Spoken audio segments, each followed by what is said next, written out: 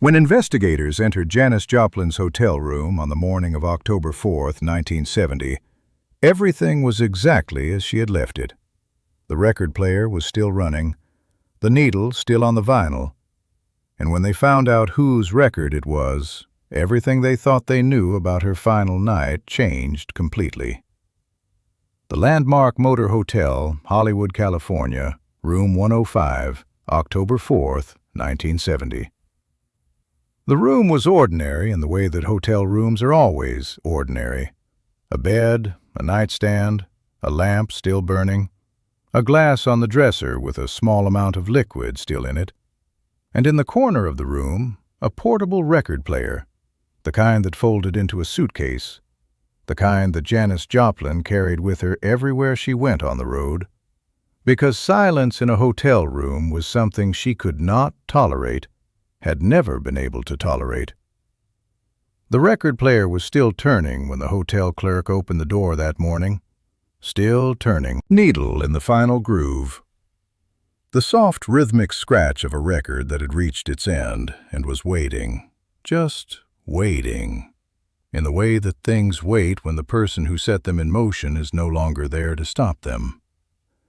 The investigator who entered first noted it in his report. Record player running, needle at end of side 1, record identified as follows. And here is where the report pauses. Here is where the ordinary inventory of an ordinary hotel room becomes something else entirely. The record on the turntable was not Janis Joplin's own music. It was not Big Brother and the Holding Company. It was not the Cosmic Blues Band. It was not anything from the world that had made her famous. The record on the turntable in room 105 of the Landmark Motor Hotel on the last night of Janis Joplin's life was Bessie Smith, the Empress of the Blues, dead since 1937, 33 years before that October night. Bessie Smith, who had grown up in poverty in Chattanooga, Tennessee, who had taught herself to sing on street corners, who had become the highest-paid black entertainer in America in the 1920s, who had been turned away from a white hospital after a car accident in Mississippi in 1937, who had died from her injuries, who had been buried in an unmarked grave in Philadelphia for 33 years because nobody had thought to mark it, until 1970, until the year Janis Joplin died, when Janis Joplin paid for the headstone herself. That is the detail that changes everything. That is the detail that the investigator's report does not contain, but that the people who knew Janis carried with them for the rest of their lives. Janis Joplin had learned about Bessie Smith's unmarked grave in 1970. She had learned about it the way you learn about things that will not leave you alone, from a magazine article that someone had left in a green room somewhere on the road. She had read it once and put it down. She had picked it up again. She had read it a second time. She had thought about it for 3 days. And then she had done something quietly and without telling anyone. She had contacted a memorial company in Philadelphia. She had arranged and paid for a proper grave marker for Bessie Smith. A woman she had never met.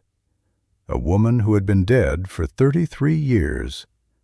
A woman whose voice had been one of the first voices Janis Joplin had ever loved. The headstone was installed in August 1970, 2 months before Janis died. Janis never spoke about it publicly. She never mentioned it in interviews. She never used it as a story about herself. She just did it. The way you do something when you do it because it needs to be done, and not because you want credit for doing it. The inscription on the headstone reads, "The greatest blues singer in the world will never stop singing." It was chosen by Janis. Those were her words. Now think about that night in room 105. Think about what it means that she chose Bessie Smith, not for comfort exactly, not for company exactly, something more specific than either of those things. Janis Joplin had grown up in Port Arthur, Texas, being told she was too much, too loud, too strange, too ugly, too everything. She had been voted ugliest man on campus as a joke by other students at the University of Texas. She had been mocked and excluded and told in 100 different ways that the thing she was did not fit anywhere. And she had found Bessie Smith, a woman who had also been too much for the world she lived in, who had also been too loud and too strange and too everything, who had also poured all of it into her voice because there was nowhere else for it to go, who had also died before the world fully understood what it had. Janis had grown up learning to sing by listening to Bessie Smith records in her bedroom in Port Arthur.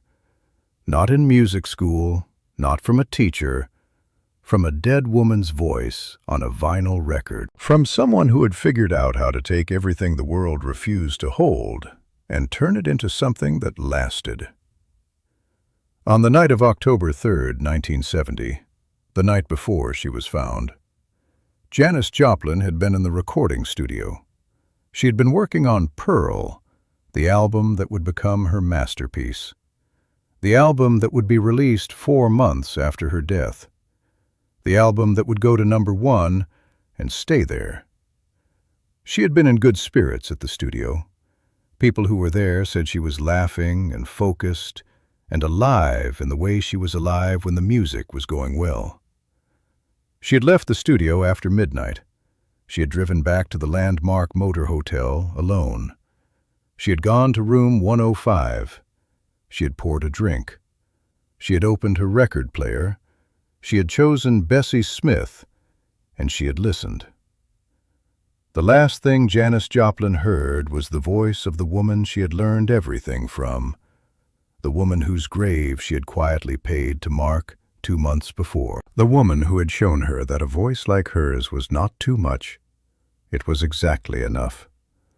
It was more than enough. It was everything. The investigator who first noted the record player in his report retired from the Los Angeles Police Department in 1987. In an interview he gave to a music magazine in 1995, he was asked about the most memorable details from cases he had worked over his career. He said most people expected him to talk about the famous ones, the violent ones, the ones that made headlines. But the detail that stayed with him, the one he thought about more than any other in 30 years of police work, was a record player still turning in a hotel room in Hollywood, a needle tracing the end of a Bessie Smith record. He said, "I did not know who Bessie Smith was when I walked into that room. I had to ask someone. When they told me who she was and what she had meant to Joplin, I went home that night and I found a Bessie Smith record. I sat in my kitchen and I listened to it. And I understood something I had not understood before about what it means to love someone you never met. About what it means to be shaped by a voice that was already gone before you were old enough to know what shaped you." He said, "I still have that record." He said, "I play it sometimes." He said, "Every time I do, I think about that room, about the needle still moving, about whatever Janis Joplin was thinking while she listened, about whether she knew, about whether any of us ever know." The headstone Janis paid for still stands in Mount Lawn Cemetery in Sharon Hill, Pennsylvania. Bessie Smith has not had an unmarked grave since August 1970. Because a girl from Port Arthur, Texas, who learned to sing alone in her bedroom decided that was not acceptable. Because a woman who was told her whole life she was too much understood exactly what it meant to be forgotten and refused to let it happen to someone else. Pearl was released on February 1st, 1971. It went to #1. It stayed there for 9 weeks. The last track on the album is a song called Mercedes-Benz. Janis recorded it in one take, a cappella, just her voice, no instruments, no band, no production, just a woman and a microphone and everything she had learned from 33 years of Bessie Smith records. It was the last song she ever recorded. She recorded it 3 days before she died. When you listen to it, when you hear what she does with just her voice and nothing else, you are hearing what Bessie Smith gave her. You are hearing Port Arthur and loneliness and too much and not enough, and the specific alchemy that turns all of that into something that outlasts everything. The needle was still moving when they found her. It had reached the end of the record.